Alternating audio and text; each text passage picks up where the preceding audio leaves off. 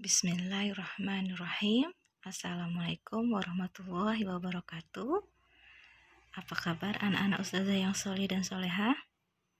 Bertemu lagi dengan ustazah di tema 2, udara bersih bagi kesehatan. Ustazah harapkan kondisi kalian dalam keadaan sehat walafiat. Kita lanjutkan lagi di subtema 3, memelihara kesehatan organ pernapasan manusia. Hari ini kita akan belajar di pembelajaran 1, 2, dan 3. Untuk tujuan pembelajaran yang ingin kita dapatkan atau yang ingin ustazah harapkan kalian mendapatkan informasi terkait teks dan menjelaskan makna kosakata baru. Kemudian, ustazah juga harapkan kalian mampu menjelaskan cara menjaga kesehatan organ pernapasan. Ustazah juga harapkan kalian mampu menandai teks yang telah dibaca, menjelaskan pentingnya menghargai kegiatan ekonomi orang lain. Itu adalah beberapa hal yang ustazah harapkan kalian bisa mempelajarinya dan mendapatkan ilmunya setelah mempelajari atau menyaksikan video pembelajaran berikut. Kita mulai ketika menemukan informasi dan kosakata baru dalam teks. Untuk menemukan informasi dalam teks, kita harus mencermati teks tersebut. Setelah mencermati teks, biasanya terdapat kalimat-kalimat tanya yang terkait dengan teks tersebut. Kalimat-kalimat tanya tersebut adalah apa? Kata apa digunakan untuk mengetahui informasi tentang suatu hal atau benda. Yang selanjutnya adalah di mana? Kata di mana digunakan untuk mengetahui informasi yang tepat. Tempat, di mana. Kapan? Kapan digunakan untuk mencari atau mengetahui informasi terkait dengan waktu. Kemudian siapa? Siapa digunakan untuk mengetahui informasi tentang pelaku atau tokoh. Selanjutnya adalah mengapa. Kata mengapa untuk mengetahui alasan tentang suatu hal. Kemudian bagaimana. Kata bagaimana digunakan untuk mengetahui informasi tentang proses atau penjelasan sesuatu. Jadi, ketika kita ingin menemukan informasi dan kosakata baru dalam teks, biasanya terdapat kalimat-kalimat tanya yang menggunakan kata tanya apa, di mana, kapan, siapa, mengapa, bagaimana.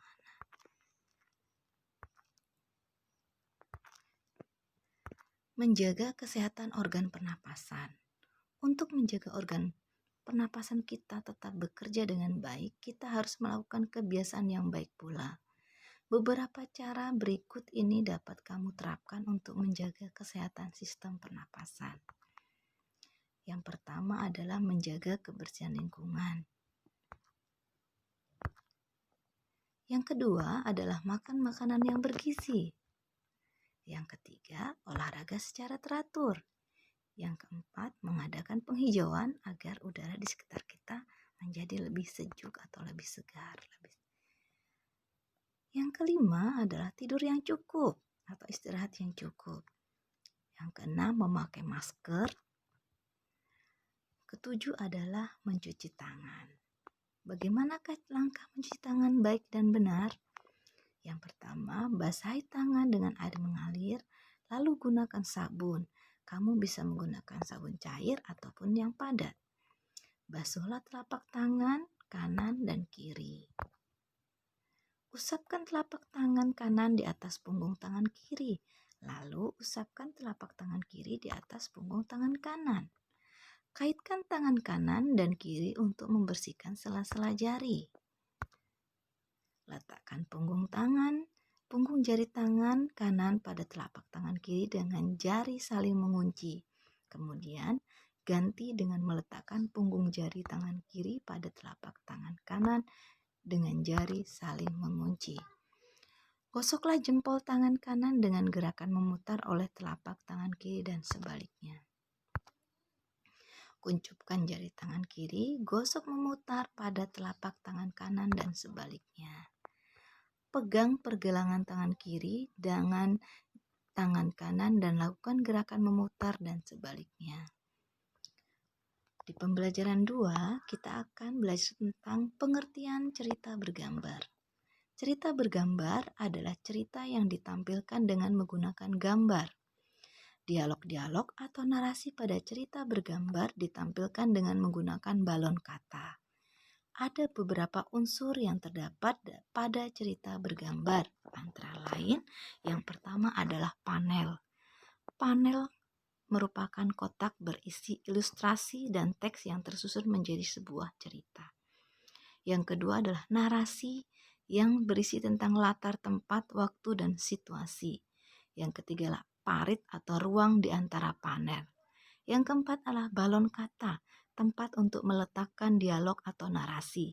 Kemudian yang kelima adalah ilustrasi atau gambar yang digunakan untuk memperjelas cerita. Tanggung jawab menjaga kebersihan di rumah. Kamu telah mengetahui bahwa menjaga kebersihan di rumah merupakan tanggung jawab seluruh anggota keluarga. Dengan menjaga kebersihan lingkungan di rumah, kita dapat menghindarkan diri dari berbagai macam penyakit. Di pelajaran ketiga, kita akan belajar tentang menjaga kebersihan dan kelestarian lingkungan. Lingkungan merupakan daerah sekitar tempat tinggal kita. Jika lingkungan tempat kita bersih, maka kita akan merasa nyaman dan terhindar dari berbagai penyakit. Sebagai anggota masyarakat, tentu saja menjaga kebersihan dan kelestarian lingkungan hidup menjadi tanggung jawab kita bersama. Berikut ini adalah contoh perbuatan yang dapat kita lakukan dalam menjaga kebersihan lingkungan. Yang pertama, melakukan penghijauan, memelihara tumbuhan yang ada di lingkungan sekitar, ikut serta dalam kegiatan kerja bakti membersihkan lingkungan. Yang keempat, membuang sampah pada tempatnya. Yang kelima adalah mendaur ulang barang bekas. Jika kamu memiliki barang bekas yang banyak layak digunakan, sebaiknya jangan dibuang. Hal ini dapat mengurangi jumlah sampah yang ada di lingkungan sekitar. Kamu dapat mengubah barang bekas menjadi barang baru yang lebih bermanfaat. Misalnya, kamu dapat membuat tas dari plastik bekas makanan, kotak tisu dari kardus atau koran, serta pot tanaman dari bekas botol plastik. Itu adalah mengolah barang bekas. Alhamdulillah, tadi kita sudah belajar dari mulai menjaga kesehatan organ pernapasan sampai bagaimana kita mengolah barang-barang bekas di sekitar kita. Semoga saja apa yang sudah Ustazah sampaikan bermanfaat buat kalian. Insya Allah kita akan bertemu di pembelajaran berikutnya. Tetap jaga kesehatan, sholat 5 waktu, al-ma'surat membaca Al-Quran, dan tidak lupa senantiasa terus berdoa agar kita bertemu kembali di sekolah kita tercinta di SDIT Nurul Ilmi. Wassalamualaikum warahmatullahi wabarakatuh.